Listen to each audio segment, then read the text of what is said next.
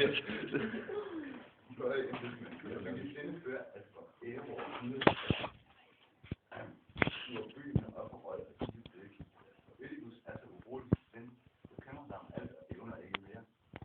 Slutte sindet fra det gamle til det nye. Han er totalt på hver en rassespolitik. Og da jeg ingen vil gøre med min trøsterum, så offrer jeg for at lytte til dig. Der står vores hus til nær.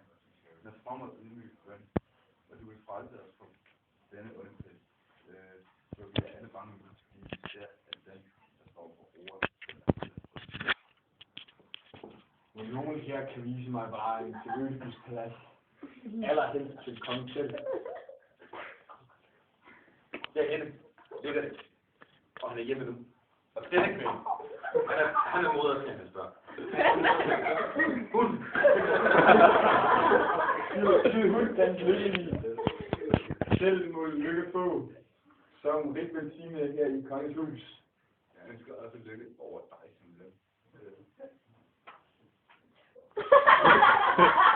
Det er smukke ord. Sig mig, hvad du vil, og så kan Gud, du aldrig.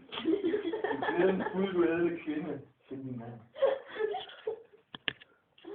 Hvor ledes lyder det, kan man sende. Der kommer fra Korinth med fuldskab uden tvivl skyldende glæde.